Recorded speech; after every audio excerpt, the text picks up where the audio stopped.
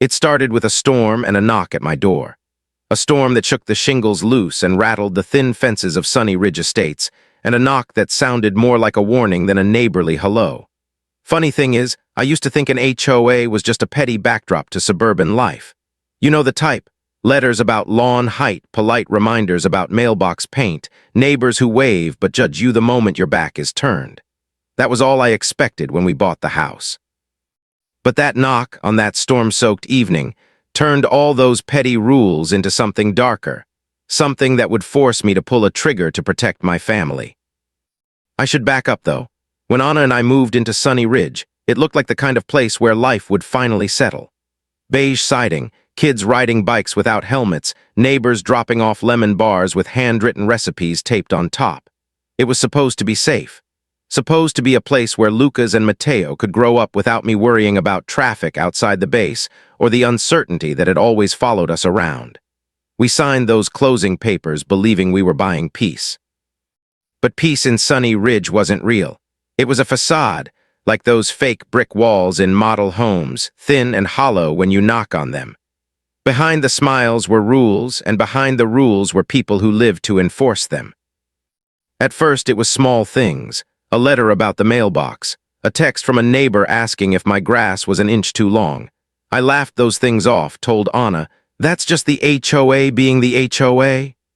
We both chuckled and went back to unpacking boxes, but you don't notice the erosion of peace until the dam breaks. The first crack came with my car. It wasn't pretty. It wasn't new. It had scratches and a few dents, sure, but it ran. I'd planned to replace it eventually, but we had bigger priorities, moving costs, renovations, making the house feel like home.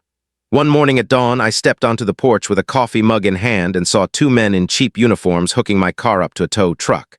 No warning, no paperwork, just trying to haul it away like it had no owner. I'll never forget the sound of the chains rattling or the way my neighbor, the same woman who once handed me homemade lemon bars, stood across the street with her arms folded, watching. She wasn't shocked. She wasn't concerned. She was entertained. That's when I realized this wasn't about cars or ordinances. This was about leverage. I called the police, of course. What else do you do when strangers try to take your property? But when the officers arrived, they didn't treat it like theft. They listened to the HOA representative, a man with slick-back hair, pressed polo shirt, and a salesman's smile, and ended up siding with him. Ordinance, they said. If something looks abandoned, city code allows a tow. My car wasn't abandoned. I was standing right there. But the message had already been delivered. The HOA had power, and they weren't afraid to use it. That day, I started paying attention. I went to the meetings. I asked for bylaws. I tried to start a petition for transparency. It went nowhere. The old residents trusted Martha Hargrove, the HOA president, like she was some kind of queen, and in a way she was. She wore pearls like a badge of office and carried herself with the kind of confidence that comes from never being challenged. Her smile was polished, but her eyes told the truth, sharp, calculating, hungry.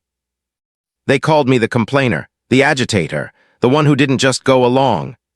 And in a place like Sunny Ridge, where people preferred comfort to confrontation, being labeled the troublemaker was as good as being cast out. But I could live with whispers. I couldn't live with threats. The storm came in July. Not a hurricane, not a natural disaster you'd read about in the paper, but strong enough to knock out power across the neighborhood. Strong enough to turn Sunny Ridge into a cluster of dark boxes lined along the street. Except for one house, mine. See, I'd bought a generator years earlier, after a deployment overseas taught me the value of preparation.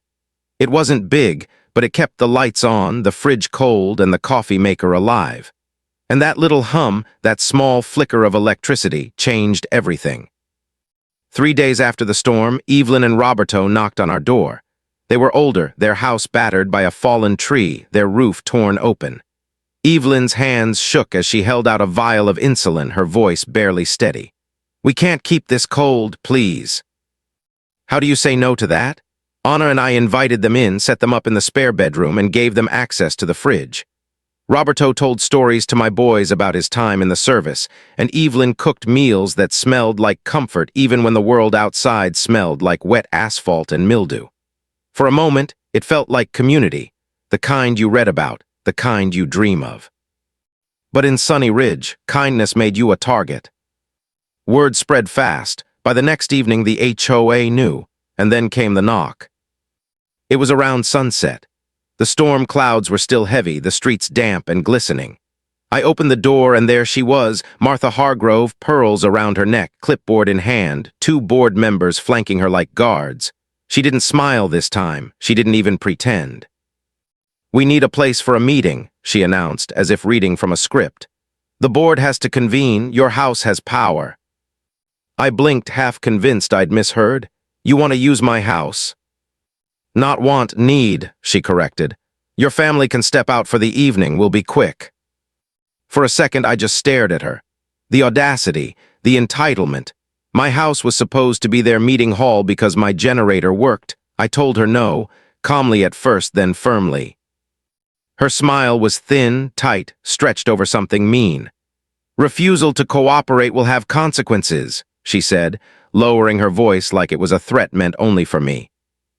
I shut the door, but the sound of her hand slapping against the wood echoed through the house long after she left. That night, as I tucked Evelyn and Roberto in and listened to my boys laugh at some silly joke, I felt the heat on the back of my neck. We'd been marked. Not for our lawn, not for our mailbox, not even for the old car sitting in the driveway. We'd been marked for something far worse, for standing apart, for refusing to bend. The hum of the generator filled the silence. The shadows outside stretched long, and in that quiet I realized Martha wasn't just playing HOA president anymore. She was playing ruler. And rulers don't forgive defiance. The storm had ended, but something far darker had just begun. The morning after I slammed the door in Martha Hargrove's face, the air in Sunny Ridge Estates felt different. Not the humidity left over from the storm, not the faint smell of wet pine and asphalt still clinging to the streets. It was something else. Tension. A heaviness that you couldn't see but that you felt in your bones the moment you stepped outside. I walked down the driveway that morning with a coffee mug in my hand. The street was unusually quiet. No one waved. A couple of neighbors pretended to check their mailboxes, empty since the power outage had stopped deliveries, but their eyes darted toward me and then away. It was like I'd stepped into the role of a pariah overnight. Fear spreads faster than truth. Martha knew that better than anyone. By noon, whispers had already started. He kicked Martha off his porch. He's harboring outsiders. He thinks he's above the HOA. Outsiders. That was the word she'd chosen for Evelyn and Roberto, 2 lifelong residents whose only crime was having their home destroyed by a storm. Under my roof, they weren't neighbors anymore. They were outsiders. And if they were outsiders, then so was. That night, I found a letter slipped under my door. No envelope, just HOA stationery typewritten in cold, official font. It said my car, the same old one they'd already tried to tow, was once again in violation of neighborhood aesthetic standards. Immediate removal required. No signature, no explanation, just intimidation. I crumpled it up and tossed it into the trash. Anna shook her head when I told her. "They're trying to wear us down," she whispered. "They want you tired enough to give up." The next morning, sure enough, a tow truck pulled up again. This time I was ready. I walked out in jeans and a hoodie, steaming mug in hand, and started recording on my phone. The driver shifted nervously, said he was acting on HOA orders. I asked for paperwork. He didn't have any. 10 minutes later, after a phone call and a lot of awkward silence, the truck rumbled away empty. Neighbors peeked from behind blinds. Their faces weren't sympathetic. They were curious, like vultures circling a carcass, waiting to see if I'd collapse. If the HOA thought this would frighten me, they were wrong. It only fueled me. I filed police reports, useless, of course, without proof of malicious intent. I emailed county clerks. I even reached out to a local reporter. No traction. Bureaucracy moves slow when threats are subtle. So I tried another path, a petition. I printed copies and walked door to door explaining that Martha and her board were overstepping. Some neighbors listened. A young couple signed right away, tired of being fined for kids' bikes left on the porch. A single mom told me Martha had once threatened her with legal action over curtains. She signed too, almost eagerly. But for every signature, there were 2 refusals. An older man clutched his doorframe and whispered, "I believe you, but Martha, she's connected. Best not to stir things." Another folded her arms tight and said, "I can't afford a fight with the HOA. Please leave." Each rejection felt like a stone in my gut. By the end of the week, I had fewer than 20 signatures in a neighborhood of nearly 100 households. The word was already spreading. Martha had branded me the agitator, the man trying to dismantle the community. Older residents trusted her smile. Younger ones wanted peace at any cost. My petition fizzled before it could spark. One evening, as I stood on the porch with the clipboard still in my hand, Anna came outside. She placed her hand on my shoulder, her voice soft but certain. "They're scared of her, not of you, but that fear is enough." She was right, fear was her currency. And in Sunny Ridge, fear was worth more than truth. Then came the late-night knocks. Always the same rhythm, 3 sharp knocks, silence, then 1 heavy pound. I'd open the door and find nothing. Sometimes a shadow slipping away, sometimes only the glow of the street lamp spilling across empty pavement. Anna begged me to call the police, but what would I say? The HOA president is playing knock and run. Still, the message was clear. They were watching. They wanted me to know they could reach us whenever they pleased. My breaking point came on a Saturday morning. I took Lucas and Mateo to the park, trying to give them some sense of normalcy, some escape from the tension at home. When we returned, the word violator was sprayed in red across my garage door. The boys froze, their little voices catching. Anna's face crumpled. I scrubbed it off myself until my hands were raw, rage simmering with every stroke of the rag. That evening I sat on the porch with Roberto and Evelyn. The old man rested a weathered hand on my shoulder. "Son," he said quietly, "you're dealing with people who mistake fear for power. Don't let them win, but don't play their game either. Pick your ground." Wise words, but what ground was mine? Meanwhile, the storm's aftermath dragged on. Blue tarps covered roofs. Branches piled on curbs. The power grid was still down, and my generator kept humming, an oasis in the blackout. People came by to charge phones, stash food, ask for a cup of coffee. I let some in. I turned others away. We had limited supplies, and my family came first. Every kindness I showed, though, turned into gossip. Martha accused me of hoarding, of profiteering. She told neighbors I was charging people under the table, profiting off the storm. None of it was true, but lies don't need truth to spread. They only need repetition. By the time she marched up my driveway again, clipboard in one hand, agenda in the other, her eyes carried a new conviction. Not rules, not fines, dominion. She demanded my house for a board meeting. I shut the door in her face. Her hand slapped the wood again, and even after she left, the echo lingered. The following days blurred into harassment. Notices taped to my garage. Threats of mandatory compliance. Demands that I beautify the yard with specific flowers and shrubs, even though half the block was still covered in storm debris. At night, shadows lingered near the windows. Anna couldn't sleep. She'd jolt awake at the smallest sound, clutching my arm. The boys whispered questions they were too young to even form properly. "Dad, why are people mad at us?" One morning, the word outsiders was chalked across the sidewalk in front of our house. Evelyn wept quietly when she saw it. And then the spray paint came again. Another red mark, this time smaller but uglier. Violator scratched across our trash cans. I stared at it under the harsh sun, bile rising in my throat. This wasn't about rules anymore. This was war paint. One evening, I tried to rally again. I lit the fire pit in the backyard and invited the few who'd signed my petition. We sat around the flames. Marcus and Denise complained about a fine for planting the wrong kind of tree. Joy admitted Martha had threatened her with foreclosure, a bluff legally but terrifying nonetheless. We laughed bitterly together, the laughter of people realizing they were living in a parody. HOA rules meant to protect property values had become weapons to strip away dignity. For a moment, it felt like unity. Heads nodded, fists clenched. People whispered about standing together. But unity faded with the firewood. Within days, 2 neighbors withdrew their signatures after Martha cornered them with lies.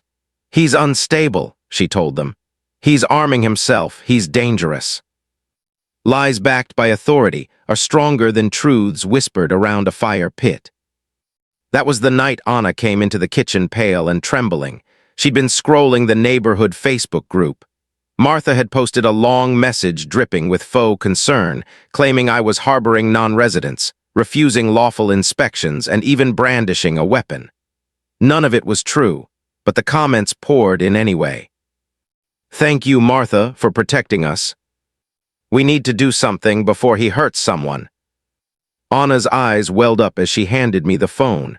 "She's turning everyone against us." I clenched my fists. For a moment I thought about replying, about writing a detailed rebuttal. But online battles don't change hearts. They harden lines. Instead, I stood in the doorway and watched my boys build a Lego fortress on the floor. Their little voices rose and fell in laughter, oblivious to the war brewing outside. And that's when I made a decision. If Martha wanted a fight, she'd get one, but not with petitions, not with Facebook posts. I'd stand my ground on my terms. Roberto sat with me on the porch that night, cigar smoke curling into the humid air. His voice was steady. "She's overplayed her hand. People can smell tyranny even if they won't admit it. Wait long enough, they'll turn on her." I nodded, though I wasn't sure. "And what if she doesn't wait?" His eyes met mine. "Then you defend what's yours, within the law always, but you defend it." I didn't know then how soon I'd have to. Because that night the camera on my back porch caught movement. Shadows slipping across the yard, figures with flashlights, and in front, unmistakable in her pink cardigan, was Martha herself. Only this time she wasn't holding a clipboard. She was holding a baseball bat. And that's when I knew.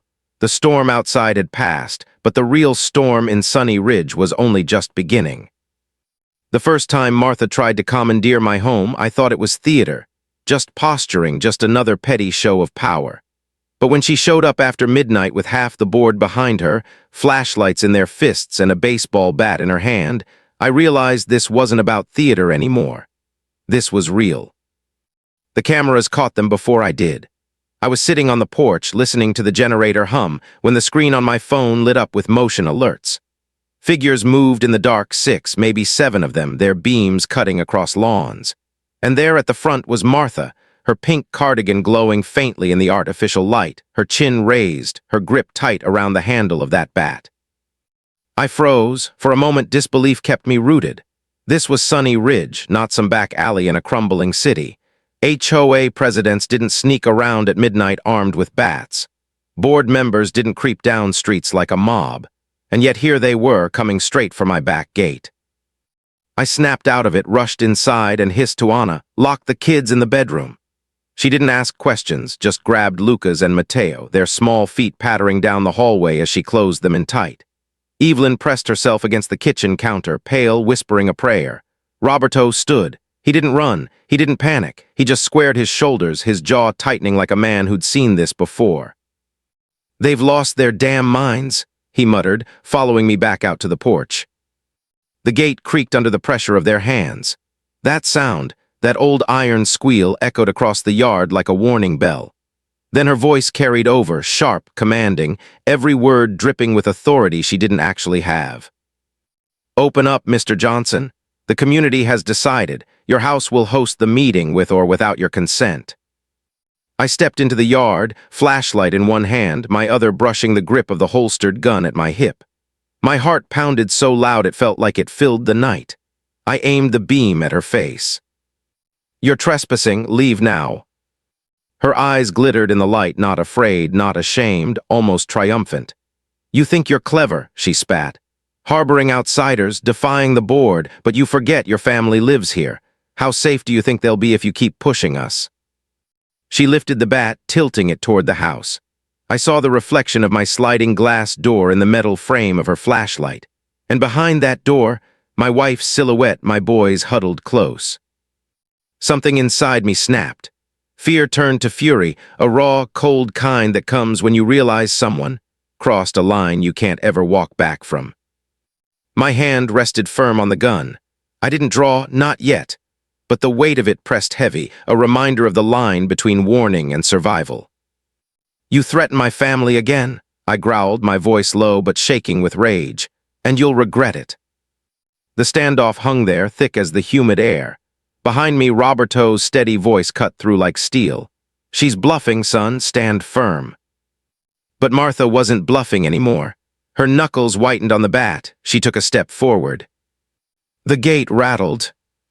I thought for one insane second that the rest of them might stop her, that one of the board members would reach out, pull her back, whisper sense into her ear.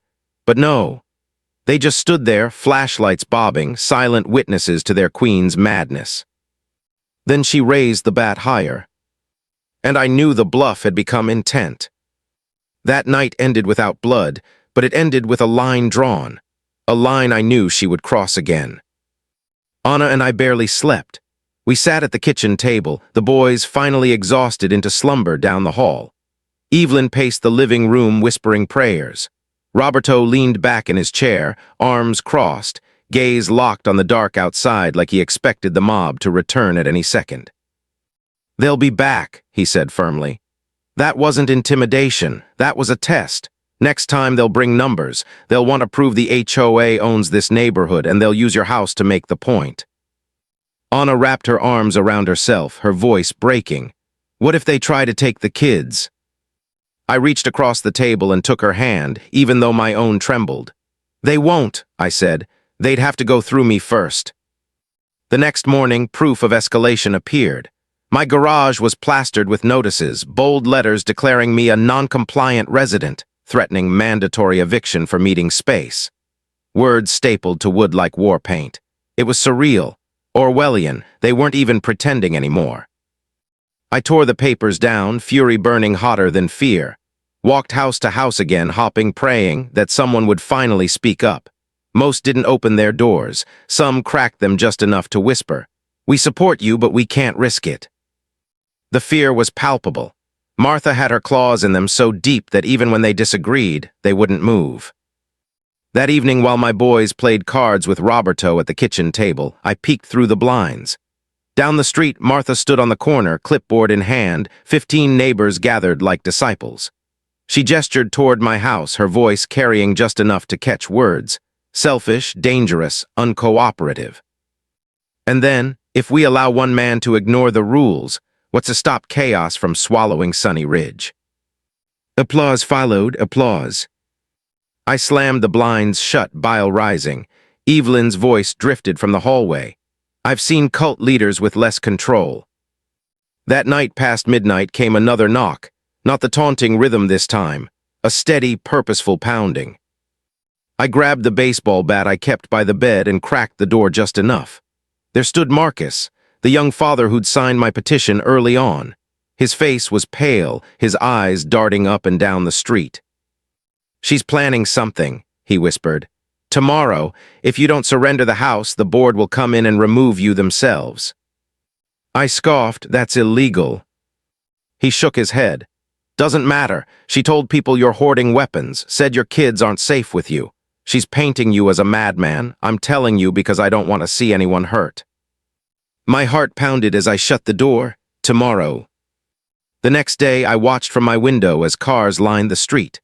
Residents filed toward Martha's driveway, clutching folding chairs like they were reporting for duty. She strutted around like a general preparing for battle. And that's when I made my choice.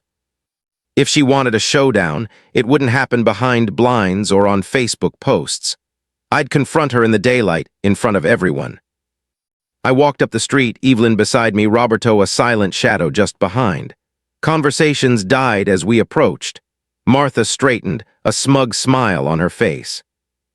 "Mr. Johnson," she called sweetly, loud enough for all to hear, "have you finally come to your senses?"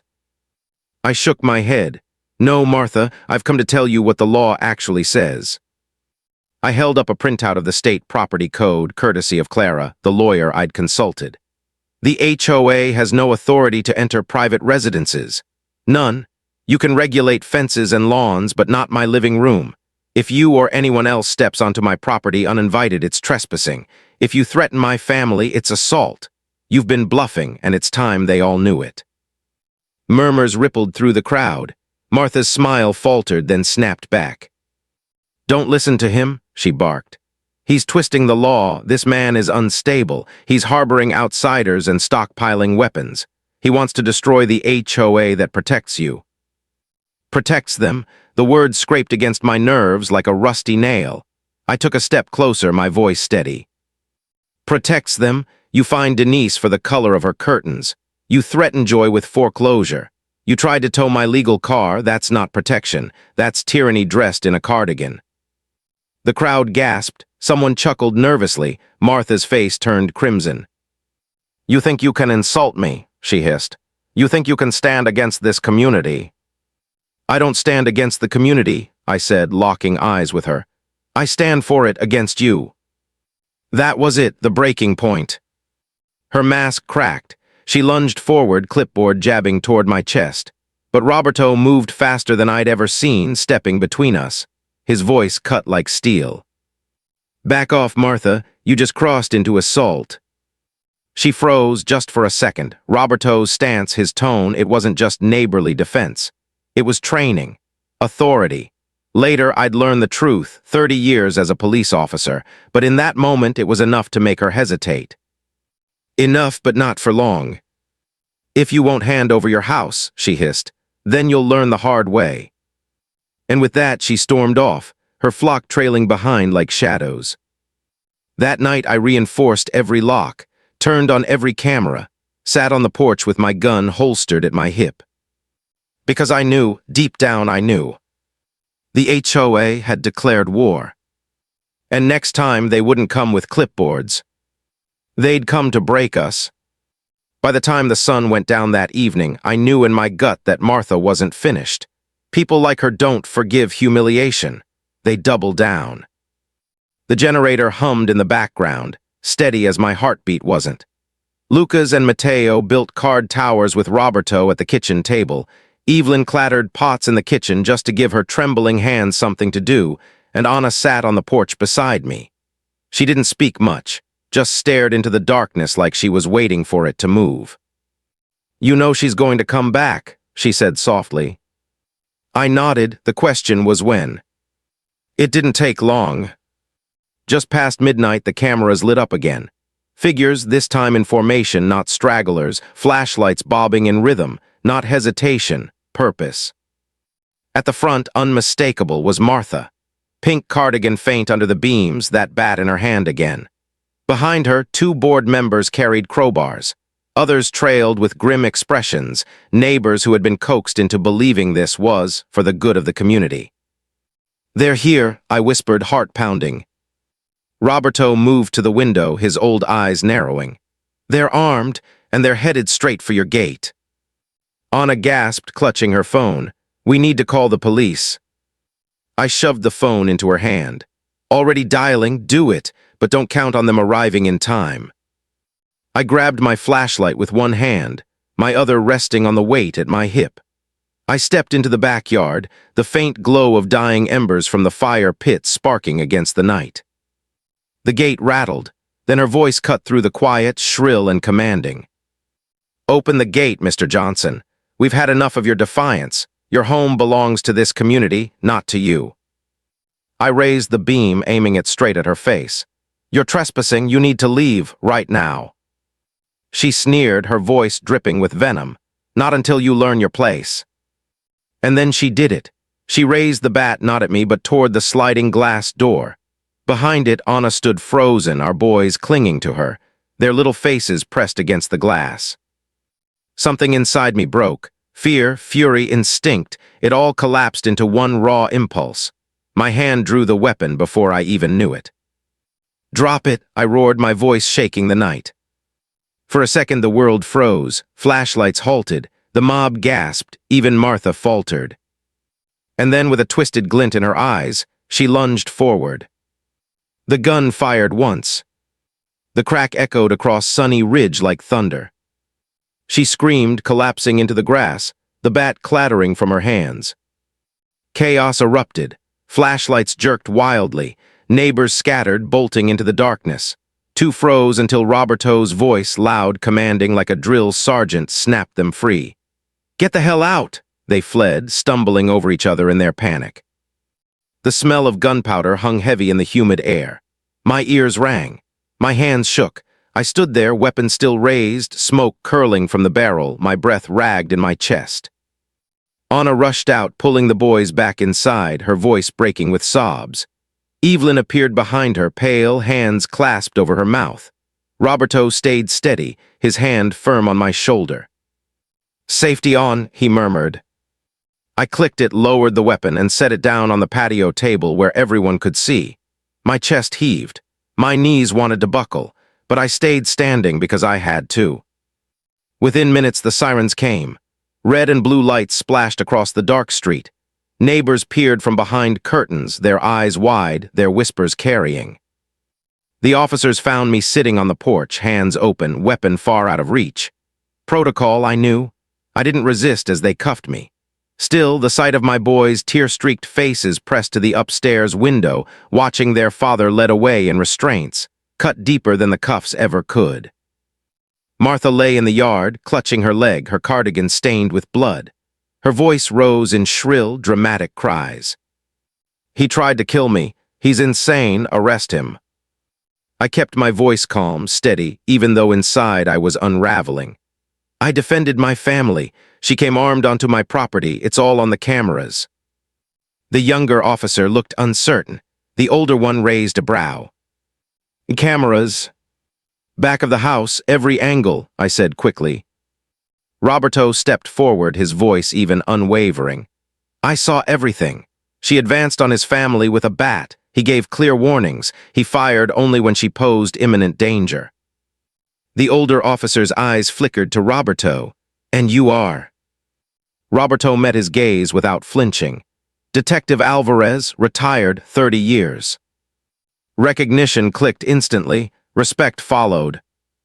The officers pulled up the footage, Evelyn guiding them through the feeds on my phone. The evidence was clear. Martha trespassing, armed, threatening. My warnings, the hesitation before the shot. Within the hour, the cuffs came off my wrists. Relief washed over me, though the weight in my chest remained. Martha was loaded into an ambulance, still shrieking about conspiracies, her voice hoarse but relentless. She wasn't dead, but she was finished. Her followers scattered, faces pale with the realization of what they had participated in. The board members who had fled earlier were summoned back the next day, served with subpoenas for trespassing, conspiracy, and assault with a deadly weapon. But that night, after the last squad car pulled away, after the tape fluttered in the wind and the sirens faded, I sat at the fire pit with Roberto. The embers glowed faintly, the silence louder than anything. "You did what you had to do," he said simply. I stared into the coals, my voice hollow. "I didn't want to. God, I didn't want to." He leaned forward, his eyes steady on mine. "No one ever does, but men like Martha don't stop until someone makes them." Inside, Anna tucked the boys into bed, whispering reassurances neither of us fully believed. Evelyn sat at the kitchen table, her hands trembling around a cup of tea. And me? I sat staring at the darkened street, the faint echo of that gunshot still ringing in my ears. Sunny Ridge Estates would never be the same. Neither would I. By morning, the neighborhood buzzed like a hornet's nest. Police tape fluttered in the breeze, marking off my yard like a crime scene. Everyone knew. Everyone had heard the shot. Some crossed the street to avoid me. Others lingered, pretending to check mailboxes, their eyes fixed on the house like it was a spectacle. Rumors grew faster than weeds. "He tried to murder her." "No, she came at him with a bat." "I heard his wife called the cops before he even fired." "Did you know he's harboring strangers in there?" By the time the sun fully rose, Sunny Ridge wasn't split between truth and lies. It was split between the terrified and the opportunists. Inside, the air felt heavier than ever. Anna moved mechanically, making breakfast no one wanted to eat. Evelyn sat with folded hands, whispering prayers.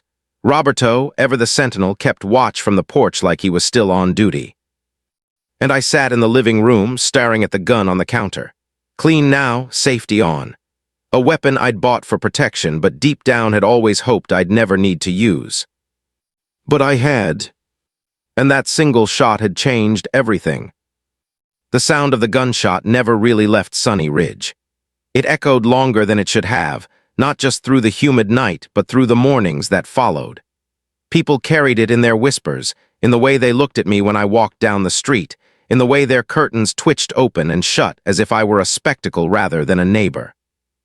Martha didn't die. The bullet tore through her thigh, shattering bone but sparing her life. Part of me was relieved. Part of me wasn't sure what to feel at all. I hadn't wanted her blood, only her retreat. And yet now she was in a hospital bed with her followers crowded around her, soaking in every word of her venom. She tried to break in with a bat, I told anyone who asked. It's on the cameras, the police cleared me. But the truth didn't matter, not in Sunny Ridge, not when Martha had a louder voice. From her hospital bed, she dictated posts to her daughter, who typed them up on the neighborhood Facebook group. Long, rambling messages full of capital letters and exclamation points. Our community is under attack. My blood was spilled defending our rules. A man who fires a gun at a woman has no place among us. The comments poured in. You're so brave, Martha. We stand with you. He's dangerous. It didn't matter that the footage existed. It didn't matter that the police had seen it, that the law was on my side. The court of neighborhood opinion had already decided Martha was a martyr, and I was the villain who put her there. Flyers began appearing in mailboxes. A grainy photo of me in handcuffs, snapped during the initial police response, blown up and pasted above the words, "Is this who you want in your neighborhood?" Anna found one in our own mailbox.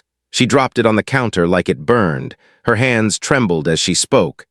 They're trying to isolate us. They want everyone to believe you're unhinged. The boys sensed it too. Lucas clung to me at night, asking if the bad lady was coming back. Mateo wet the bed for the first time in months. They didn't understand the politics of HOAs, the manipulation of power, the lies spread online. All they knew was fear, and it broke me. One evening, I sat on the porch, staring at the cul-de-sac. Roberto came out, lowering himself into the chair beside me. He didn't speak for a while, just lit a cigar and let the smoke curl into the air. Finally, he said, "This isn't about rules anymore. It's about control. She's painting you as a monster because fear keeps her throne warm." I rubbed my face, exhaustion pressing down on me. So what do I do? Keep fighting? Keep shouting into the wind? His gaze was steady, almost piercing. You don't shout, you show, the same way you did that night. You held your ground, you showed restraint until you couldn't anymore. People saw it.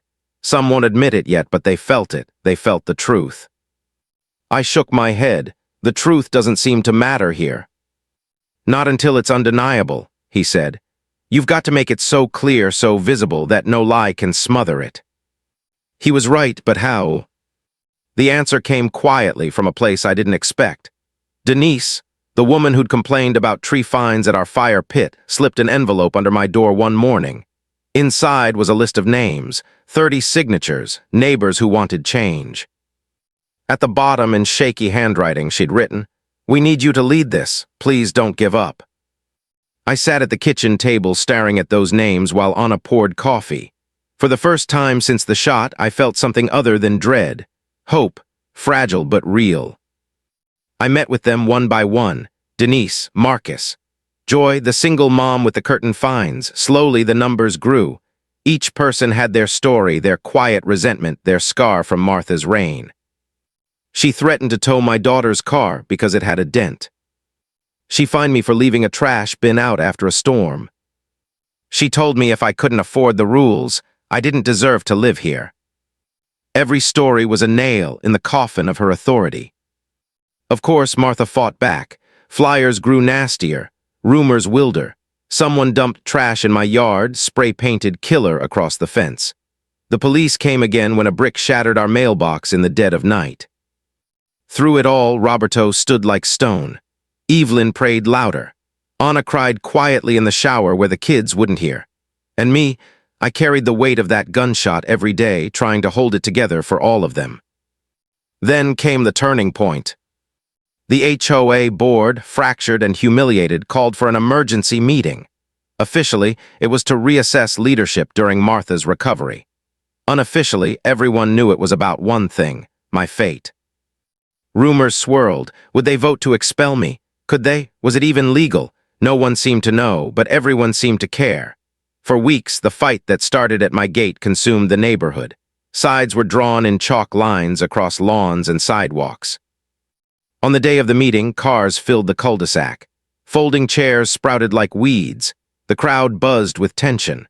Some avoided my eyes, others gave quick, furtive nods of support, and at the front, sitting in a wheelchair with her leg in a brace, was Martha. Her voice carried hoarse but fiery. "Neighbors, we have been threatened, our rules mocked, our safety endangered. Tonight we decide whether Sunny Ridge belongs to order or to chaos." Applause followed, sharp and dutiful. I stood at the back, Anna's hand gripping mine, Roberto beside me like a shield. Evelyn clutched a rosary, lips moving silently. When the board opened the floor, I stepped forward. My voice shook at first, but steadied as I spoke. "I didn't move here to fight. I didn't move here to be at war with my neighbors. I moved here to raise my family, to build something safe. But safe doesn't mean silent.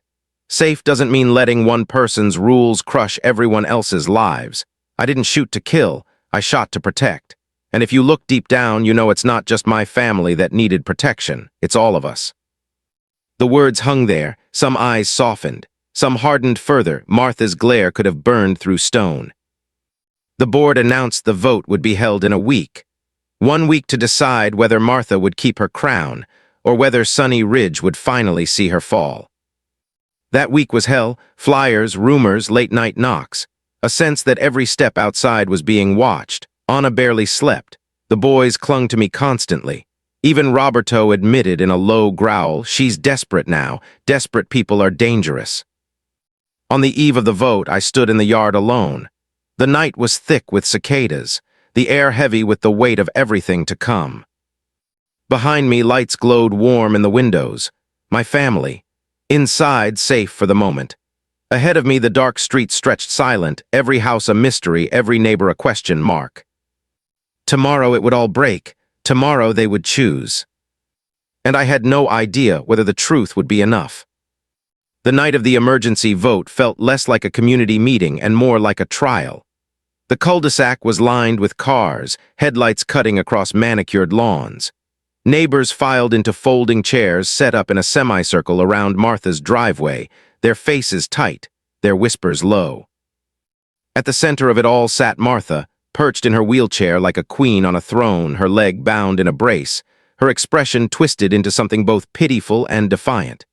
She had dressed for theater, pearls at her neck, a shawl draped dramatically around her shoulders. When she lifted her hand, silence fell. "Tonight," she announced, her voice hoarse but commanding, "we decide the future of Sunny Ridge.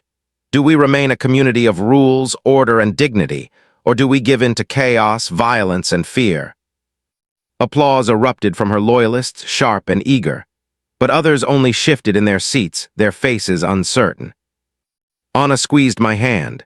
Roberto stood just behind me, a silent wall of steadiness. Evelyn whispered prayers so quietly that only I could hear them. When the floor opened, I stepped forward. My palms were slick, my throat dry, but my voice came steady.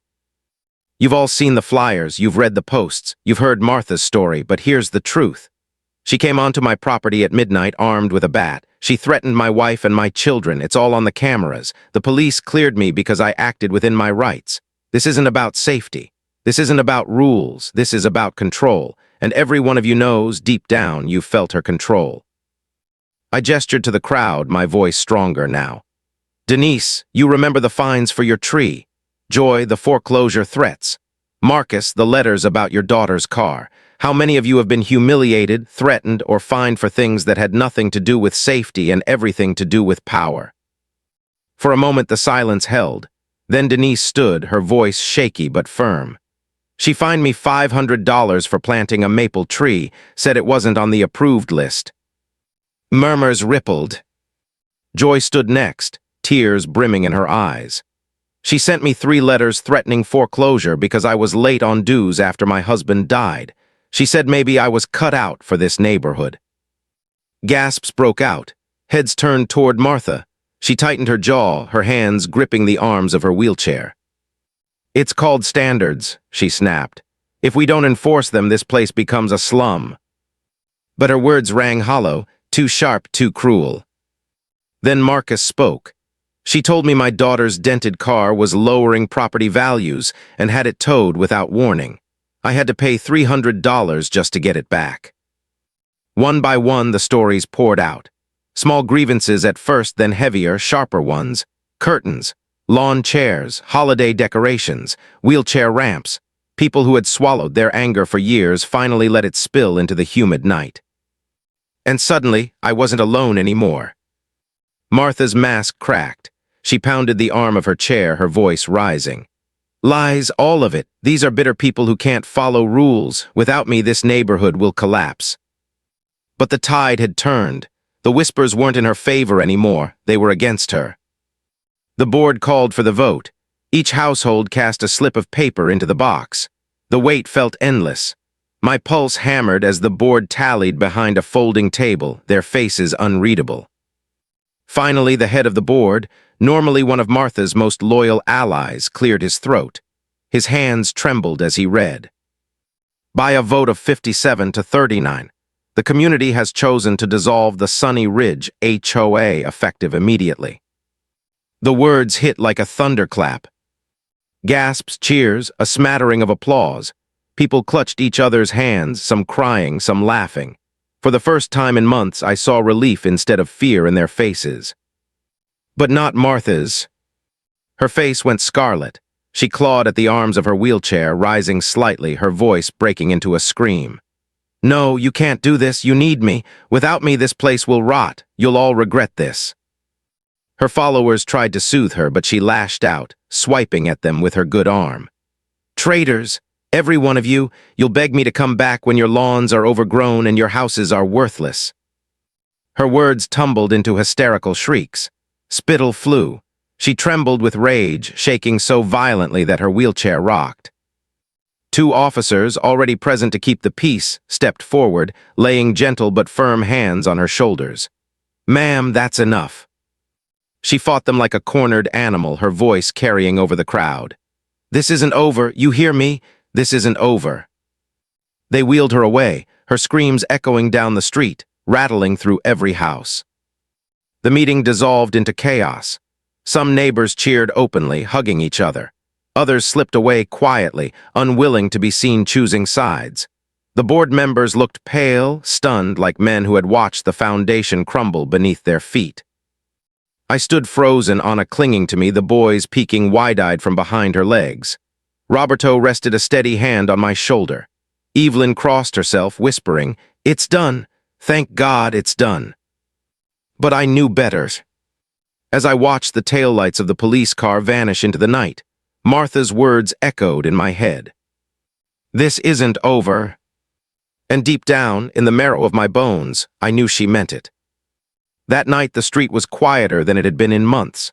No late-night knocks, no shadows at the window, just the steady hum of the generator, the cicadas singing their endless song. But sleep didn't come easy. Every creak of the house, every rustle of leaves outside sent my heart racing. Anna lay awake beside me, eyes wide, staring at the ceiling. She's going to come back, she whispered. I know, I said. I tightened my arm around her, staring into the dark, waiting for the echo of Martha's vow to fade. It didn't. It clung to me like smoke. Because the HOA was gone, the vote was final. But Martha wasn't. The HOA was gone, dissolved with a single vote. For the first time in months, Sunny Ridge looked almost normal. Lawns went unmeasured. Mailboxes stood without inspections. Kids left their bikes in driveways without fear of fines. Neighbors exhaled. Some even smiled when they saw me, tentative nods replacing the wary glares. For a moment, it felt like maybe, just maybe, life could settle back into something close to peace. But not for us. Peace didn't come easy when every shadow outside the window felt like a threat, when every creak of the gate made my chest tighten, when the echo of a gunshot still lived in the walls of my home. Anna tried. She planted flowers by the porch, humming as she worked. The boys played in the yard again, their laughter cautious but real. Evelyn cooked meals heavy with spices that filled the house with warmth, but beneath it all, we carried the same weight. And then there was Roberto. He sat on the porch most evenings, cigar smoke curling around his head, his gaze steady on the street, always watching, always waiting. She's not done, he told me flatly one night, his voice low, certain. People like her never accept losing. They make losing into fuel. I wanted to believe he was wrong.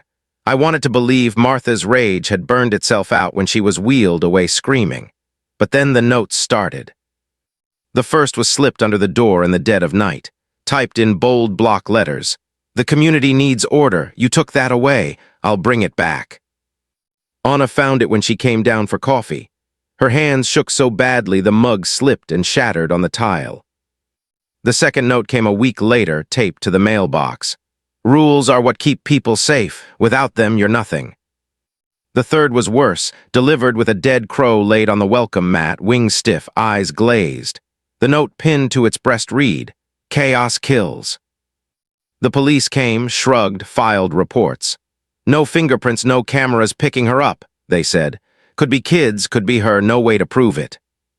But we knew. It was Martha. At night, I'd see her sometimes. A shadow at the far end of the cul-de-sac, standing still under the streetlight, just long enough for me to know she was there before slipping back into the dark. One evening, Roberto stepped outside and spotted her too. He didn't flinch. He just blew out a stream of smoke and muttered, "She's circling, like a wolf." I couldn't argue. The vandalism grew bolder, eggs on the siding. Killers scratched into the driveway concrete, our trash cans overturned, contents scattered across the lawn. The boys grew restless.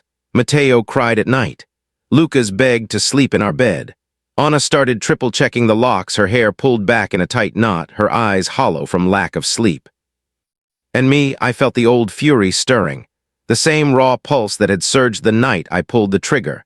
But Roberto stopped me each time I reached for the gun. "Not yet," he warned.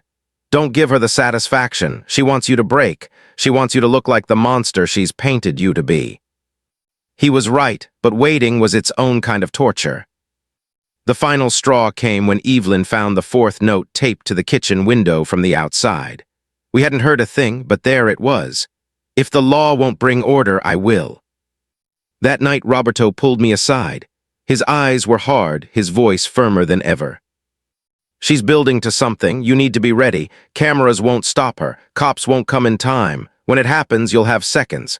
And if you hesitate—" He stopped, the weight of the unspoken words hanging heavy.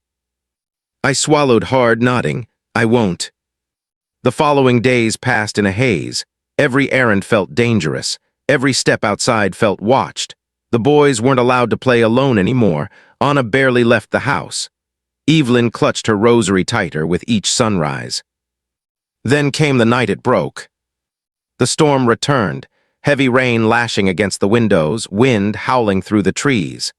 The generator hummed louder than usual, struggling against the surge. I was in the living room when the sound came. Not the knock this time, not the taunting rhythm, a crash, glass shattering in the back. Anna screamed, the boys cried out. I bolted toward the noise, heart hammering, adrenaline spiking. Roberto was already ahead of me, faster than a man his age should be. His hand flew to his belt, instinct still alive from his years on the force. And there she was. Martha, soaked from the storm, her hair plastered to her face, eyes wild. She held a crowbar now, her teeth bared in a grimace that looked less human than animal. "You destroyed everything," she shrieked. Rainwater dripped from her cardigan, clinging to her like a shroud. "You ruined Sunny Ridge, I'll fix it." She swung the crowbar wildly, smashing a lamp, splintering the edge of the coffee table. The boys screamed. Anna pulled them into the hallway, her voice breaking. "Go, go." I raised the gun, my hands steady but my insides trembling. "Drop it, Martha, drop it now." But she didn't. Her eyes burned with something far beyond anger. This wasn't about rules anymore. This wasn't even about control. This was obsession. Roberto stepped forward, his voice a bark of authority. "Martha, put it down right now." For a flicker of a second, she hesitated, her gaze snapping to him. Recognition flickered, Detective Alvarez. The man she couldn't intimidate, couldn't bend.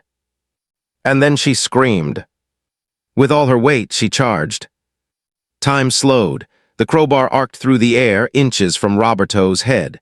My finger tightened on the trigger. The storm roared outside.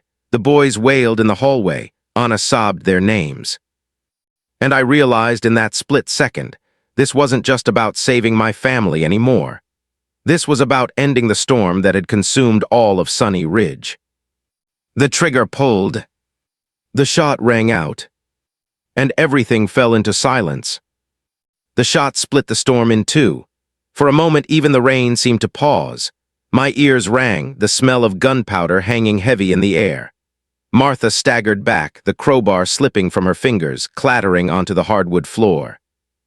She collapsed against the wall, clutching her arm where the bullet had torn through.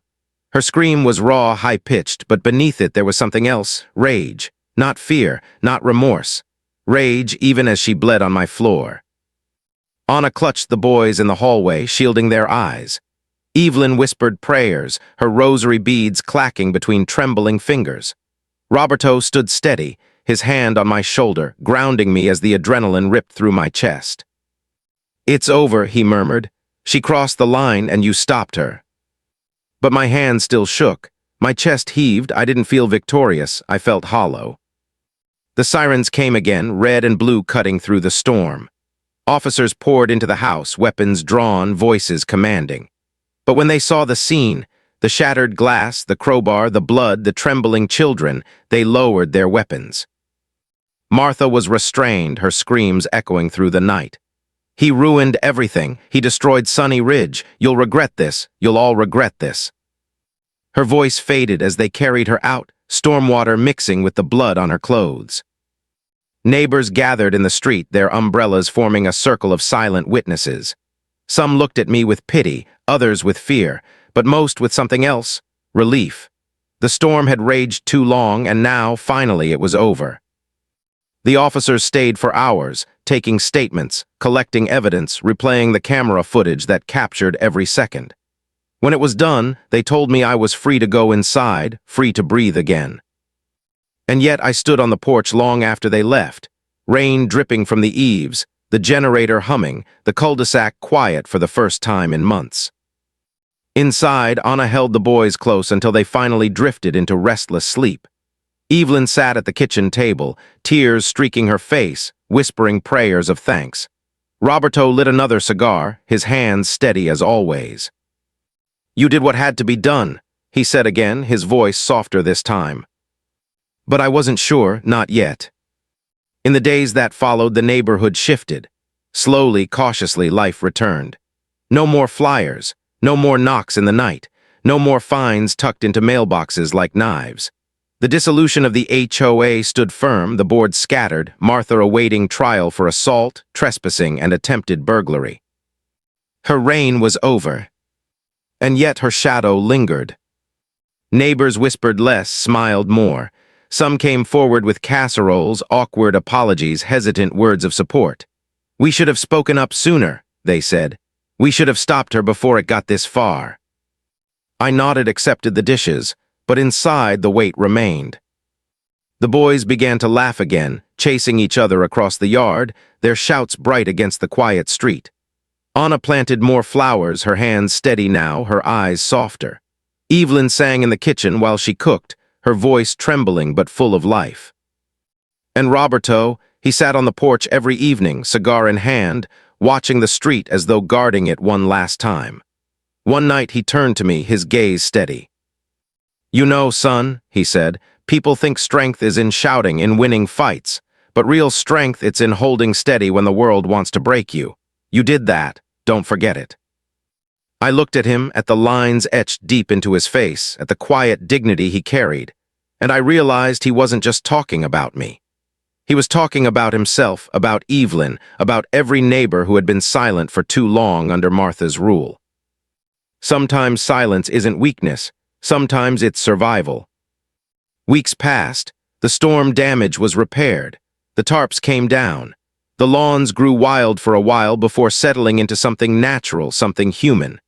No one cared if a car was dented, if a curtain was the wrong color, if a trash bin sat out overnight. The neighborhood breathed again, finally free. And me, I carried the memory, the knocks in the night, the flyers, the spray paint. The way fear can twist ordinary people into shadows of themselves, but I also carried something else. A lesson. That dignity isn't given by rules or boards or signatures on paper. It's chosen, in the quiet moments, in the hard choices, in the stand you take when everything else tells you to bow. One evening, long after the dust had settled, I sat on the porch with Anna. The sun set slow, painting the sky orange and gold. The boys' laughter drifted from the yard. Evelyn's singing floated from the kitchen. Roberto sat beside me, puffing on his cigar, the glow steady in the twilight. Anna leaned against me, her voice soft. "Do you think it's really over?" I watched the street, quiet, peaceful, alive with the sounds of cicadas instead of shouts. "Yes," I said finally, "at least the worst of it."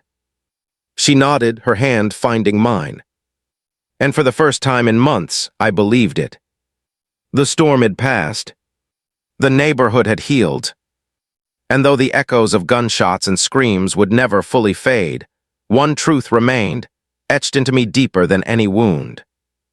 Sometimes the strongest thing you can do is stand your ground. Not for pride, not for power, but for the people you love and for the dignity no one has the right to take away.